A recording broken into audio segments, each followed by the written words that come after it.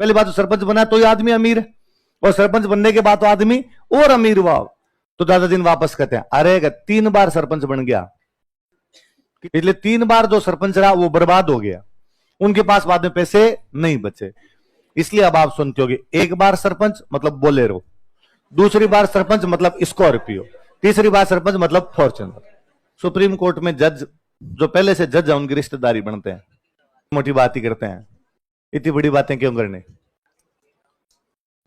सुनो मेरी बात सुनो, पहले ना 93 से पहले के सरपंचों की कहानियां सुनना, कभी होते थे चुनाव, होते थे अपने 93 से पहले भी चुनाव होते थे। क्या फर्क है मैं बताता हूं। मेरे अक्सर यूं दादाजी से यूं बातें सुनी हुई है कि वो फलान जी है ना, पहले बहुत पैसे वाले थे, अब गरीब कैसे है कि वे सरपंच बन गया। क्या बन गए थे कि वो सरपंच बन गए थे, उसके बाद गरीब हो गए। तो अपना अगला स्वाभाविक सवाल होता है, सरपंच बनने से कैसे गरीब हुए। सरपंच बनने, पहली बात तो सरपंच बना तो ये आदमी अमीर है, और सरपंच बनने के बाद तो आदमी और अमीर हुआ। तो दादाजी वापस कहते हैं, अरे 3 बार सरपंच बन गया। कितनी बार बन गए थे? 3 बार। लगता है 3 बार बन गए तो और ज्यादा अमीर हो जाने चाहिए, फिर गरीब कैसे हुए। तब वो समझाते हैं कि पहले पंचायतों को सरकार पैसे नहीं देती थी, पंचायतों को सरकार, चुनाव वे सरपंच है उसका कोई काम नहीं, और सरपंच है, पंचायतों के पास किसी भी प्रकार के राइट्स नहीं थे, पंचायतों के पास किसी प्रकार का फाइनेंस नहीं था, सरकार से कोई पैसे नहीं मिलते। इसलिए हुआ क्या, एक बार 1970 के आसपास सरकार ने करवाई चुनाव, और चुनाव करवा का फलान जी 5 साल के लिए सरपंच, फलान जी बन गए। आदमी चौधर के चक्कर में बन भी जाता था, छोटा मोटा कोई काम होता वो कर भी लिया करता था, और बंदे को लगता कि नहीं यार मैं सरपंच हूं इस गांव का। अब 70 से 75, वो 1 साल, मैं एग्जैक्टली वो भूल रहा हूं, पर 70 के दशक की लगभग बात है। एक बार सरपंच बने 5 साल के लिए, अगले 5 साल बाद वापस चुनाव करवाने, अब तो फिक्स है। अगली बार सरकार ने कहा चुनाव नहीं करवाएंगे, जो पिछला उसी को वापस बना दो। वो रोया कि ना है मैं नहीं बनूंगा, क्या नहीं तू 5 साल और है। तो कितने साल हो गया? 10 साल बाद वापस चुनाव करवाने सरकार को। सरकार ने कहा मरने दो रे, कौन चुनाव करे, एक बार इसको और बना। वो यूं ढां ढां करके रोया कि ना मैं नहीं बनना है, पर उसका तो एक बार और रहा। तो बंदा कितने साल हो गया? 15। इतने में लुट गई डूबिया उसकी। होता क्या था कि आप सरपंच हो, सरकार की तरफ से तो कुछ मिलते नहीं, पर गांव के अंदर कोई काम तो आपको करने पड़े। गांव में सरपंच के वैसे ही काम है, हॉस्पिटल आ गया तो सरपंच लेके जाए, इधर बेचारे को भागना तो पड़े, हारी बीमारी के काम तो गांव वालों को करने पड़े। कोई अफसर आया तो किसी घर पे रुकेगा सरपंच के, कोई जइये नहीं ना आए तो किसी घर रोटी खाएंगे सरपंच के, कोई 5-7 आदमी और आगे गांव में रात बासा लेंगे तो किसके लेंगे? सरपंच के। सरपंच मर जाता बेचारा। इसलिए 3 बार जो सरपंच रहा वो बर्बाद हो गया, उनके पास बाद में पैसे नहीं बचे। 1993 के अंदर पंचायती राज व्यवस्था को राइट्स दिए गए, पंचायती राज व्यवस्था को फाइनेंस के अधिकार दिए गए कि इनके पास पैसा भी आएगा और तुम भी ये काम करवा सकते हो। संविधान के अंदर ये संशोधन करके इस व्यवस्था को संवैधानिक दर्जा दिया गया, वित्तीय अधिकार दे दिए गए। क्या दे दिए गए? इसलिए अब आप सुनते होगे, एक बार सरपंच मतलब बोलेरो, दूसरी बार सरपंच मतलब स्कॉर्पियो, तीसरी बार सरपंच मतलब फॉर्च्यूनर। ये जो क्राइटेरिया है ना, ये 24 अप्रैल 1993 है। क्या है? 24 अप्रैल 1993। तो जो सरपंच का चुनाव जीते हैं, सरपंच का चुनाव लड़ते हैं, उनको कौन सी तारीख याद रखनी चाहिए? 24 अप्रैल 1993। इससे पहले वाले सरपंच भूखे मरते थे, और इसके बाद वाले सरपंच बोलेरो स्कॉर्पियो फॉर्च्यूनर की तरफ पहुंचे। ये अंतर है, बात समझ में? तो हमेशा की पंचायती राज व्यवस्था थी या नहीं थी? थी सर, पहले थी हमारे पंचायती राज व्यवस्था, तो 2 अक्टूबर 1959 से ही लागू हो गई थी, लेकिन उनके पास कोई अधिकार थे नहीं, और बिना अधिकार के कोई भी व्यवस्था ढंग से काम नहीं कर पाती, बस सीधी सी बात है। तो 24 अप्रैल 1993 पंचायती राज व्यवस्था में पढ़ोगे।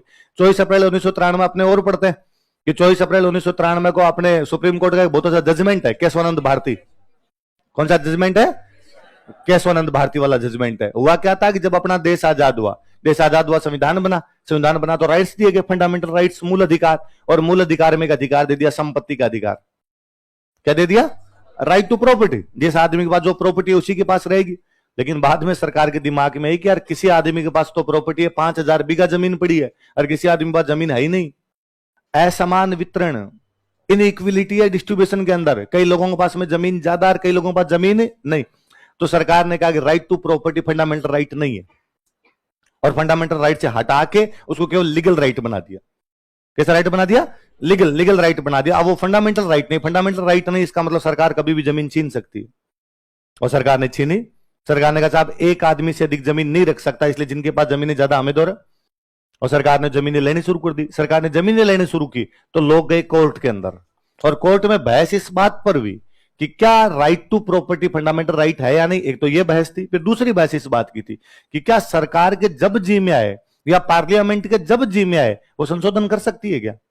कोई भी संशोधन कर सकती है क्या? ऐसे तो कल को सरकार एक संशोधन करेगी कि लोगों को सांस लेने का अधिकार नहीं है, और फलाने फलाने लोग सांस नहीं ले सकते, स्वतंत्रता की रोक देगी, अभिव्यक्ति की रोक देगी, वो दूसरा धार्मिक वाली रोक देगी, सरकार तो कोई कानून पारित कर देगी।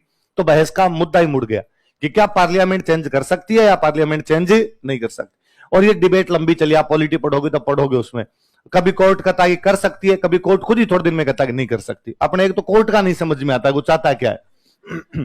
तो चलता ही जजमेंट पारी हुए या कर सकते हो नहीं कर सकते। उधर इंदिरा गांधी की गवर्नमेंट, इंदिरा गांधी सरकार के वो कोर्ट के नहीं कर सकते, इंदिरा गांधी वापस के कर सकती हो, वो एक नया संशोधन लेके आए। फाइनली तंग हो गया कोर्ट, इसलिए कोर्ट ने 24 अप्रैल 1973, कब की बात है, 24 अप्रैल 1973, केशवानंद भारती केरल के एक बाबा जी थे, केरल में मठ था उन बाबा जी का, और मठ के पास जमीन थी, और केरल की गवर्नमेंट ने जमीन ले ली। तो वो कोर्ट में गए हुए थे, भाई मेरी जमीन है, राइट टू प्रॉपर्टी, और मेरी जमीन कैसे छीनी जा सकती है, मेरे मठ की जमीन कैसे छीनी जा सकती है। तो मामला था केशवानंद भारती वर्सेस केरल, केरल की सरकार और केशवानंद भारती के बीच का मामला था। और सुप्रीम कोर्ट ने उसके अंदर एक जजमेंट पास किया और कहा कि सरकार, पार्लियामेंट, सॉरी सरकार नहीं, पार्लियामेंट, संसद संविधान के किसी भी भाग के अंदर संशोधन कर सकती है, उसको खूब सारे राइट है कि किसी भी प्रकार का चेंज कर सकती है, पर वो मूल ढांचे को प्रभावित नहीं कर सकती। किसको प्रभावित नहीं कर सकती? बेसिक स्ट्रक्चर जो हमारे संविधान का है उसमें किसी भी प्रकार का चेंज नहीं लाया जा सकता। बाकी वो संविधान के अंदर जैसा चाहे जो चाहे वो चेंज कर सकती है। अब अगला सवाल ये था कि मूल ढांचा क्या है, बेसिक स्ट्रक्चर किसको कहते हो आप लोग? तो सुप्रीम कोर्ट ने कहा ये तो हमें भी नहीं पता, पर है कुछ ऐसा जिसमें कोई भी चेंज नहीं। हम धीरे धीरे बता देंगे आपको। कैसे बता देंगे? फिर धीरे धीरे सुप्रीम कोर्ट ने बताया। उसने किसी मामले के अंदर कहा कि धर्मनिरपेक्षता, सेक्युलरिज्म, यह भारतीय संविधान का मूल ढांचा, लोकतंत्र, डेमोक्रेसी, यह भारतीय संविधान का मूल ढांचा है। मतलब इसका मतलब कोई सरकार कभी यह नहीं कह सकती कि साहब लोकतंत्र समाप्त, अब लो तानाशाही लाएंगे, ये तो कम से कम हमारे संविधान के अंदर नहीं किया जाता। धर्मनिरपेक्षता किसी प्रकार से संविधान के अंदर नुकसान नहीं पहुंचाया जा सकता। तो उनका हम समय समय पर ऐसा बताते रहेंगे। बाद में क्या, सुप्रीम कोर्ट में एक लफड़ा है। अच्छा, सुप्रीम कोर्ट के जज कैसे बनते हैं?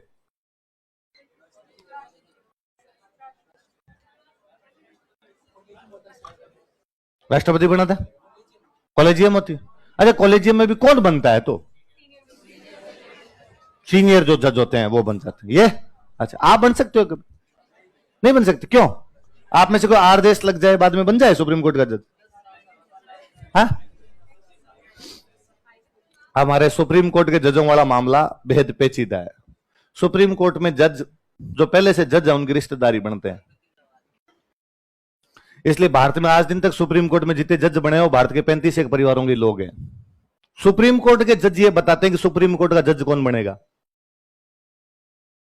सुप्रीम कोर्ट के जज ये डिसाइड करते हैं कि सुप्रीम कोर्ट में जज, कॉलेजियम वही तो डिसाइड करते हैं। कॉलेजियम का तो मतलब है कि आपने मेरे को 5 नाम दिए और मेरे कहा इनमें से 3 पे आंगली लगा दे, इन 3 पे आपको अंगुली रखनी है, इन 3 पे आंगली लगानी है आपको। ये आपने मुझे कहा कि हमने तो दे दिए, अब तू बता। तो अब आप वाली चॉइस में ही तो मैं करूंगा, मेरी चॉइस कहां है इसके अंदर? मैं क्या कर सकता हूं इसमें? तो 2014 में जब मोदी गवर्नमेंट है तो मोदी गवर्नमेंट का ये वाला मामला गलत है भाई साहब। फिर आप तो 5 अपने रिश्तेदारों के नाम भेजोगे कि लगाओ अंगुली इन पे, और ये कैसे किया जा सकता है? और इसमें व्यवस्था में चेंज लाते हैं। और आज के बाद ये अंगुली रखने के जो अधिकार है, ये जो तय करने के अधिकार है, इसमें सरकार भी शामिल होगी। और एक आयोग बनाते, कमीशन बनाते, जुडिशरी कमीशन। क्या बनाते हैं? जुडिशरी कमीशन बनाते हैं। और जुडिशरी कमीशन के अंदर सरकार के भी लोग होंगे, जज भी होंगे, और मिल बैठ के बताएंगे किस किस को बनाना है, ताकि जजेज की जो मोनोपोली इसको क्या कर दिया जाए, समाप्त। लोकसभा से बिल पास, राज्यसभा से बिल पास, राष्ट्रपति ने साइन किए तो एक्ट बन गया, बिल पे साइन होते तो एक्ट बन जाता है। एक्ट बनने के बाद सुप्रीम कोर्ट के पास एक पावर और होती है, न्यायिक पुनरावलोकन। क्या कर सकता है वो? किसी भी एक्ट जो बना उसको वापस क्या कर सकता है? जांच कर सकता है। जांच करने का अधिकार भी होता है। और उसने जांच की, उसने कहा एक्ट गलत है, इस एक्ट को रद्द किया जाए। साहब क्या गलत है? तो उन्होंने कहा ये मूल ढांचे के खिलाफ है। किसके खिलाफ है?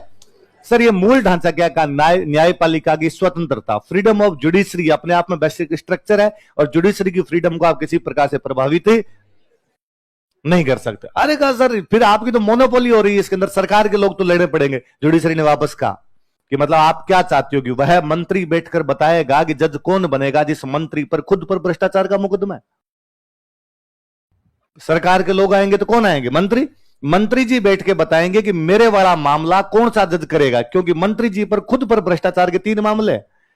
तो फिर मंत्री जी के जो जज आएंगे वो तो मंत्री जी के फेवर में डिसीजन देंगे। तो फिर तो कोई सरकार पूरी तरीके से जुडिशरी के सिस्टम को कोलैप्स करके रख देगी। तो बाद में उन्होंने कहा बेसिक स्ट्रक्चर है, इसके अंदर किसी प्रकार का छेड़छाड़ नहीं की जा सकती। तो ये बेसिक स्ट्रक्चर का मामला पहली बार जब दिया गया था तो 24 अप्रैल 1973 है। वो तारीख कौन सी है? वो मामला कौन सा है? Keshavananda Bharati versus Kerala state. तो 24 अप्रैल याद रहेगा। और जिस दिन 24 अप्रैल 1973 को केशवानंद भारती वाले मामले का डिसीजन आ रहा था, उसी दिन बॉम्बे के अंदर पैदा हो रहा था सचिन रमेश तेंदुलकर। सचिन तेंदुलकर उसी दिन पैदा हुआ है जिस दिन केशवानंद भारती का डिसीजन आया। भारतीय संविधान में केशवानंद भारती और भारतीय क्रिकेट में कौन आ गया? सचिन रमेश तेंदुलकर। उधर भी मूल ढांचा, इधर भी मूल ढांचा ही था। भारत की क्रिकेट को तो यदि किसी ने क्रिकेट बनाया वास्तव में तो वो कौन है? सचिन है। 2-3 पीढ़ियां तो उसी के तले दब के रह गई। सचिन सचिन ही था चारों तरफ। तो 24 अप्रैल आपको खूब सारी याद करनी पड़ेगी, याद हो जाएगी। आपने राजस्थान जी के 24 अप्रैल कहां याद करोगे? मेवाड़ प्रजामंडल कब बना था बताओ देखे? 24 अप्रैल 1938। केशवानंद भारती वाला मामला कब आया? 24 अप्रैल 1973। ये पंचायती राज व्यवस्था वाला संविधान संशोधन कब लागू हुआ? 24 अप्रैल 1913। जन्मदिन भूल सकते हो खुद का, लेकिन 24 अप्रैल नहीं भूल सकते। याद रहेगा आप 24 अप्रैल आपके। अब संस्थापक कौन कौन थे लिखो।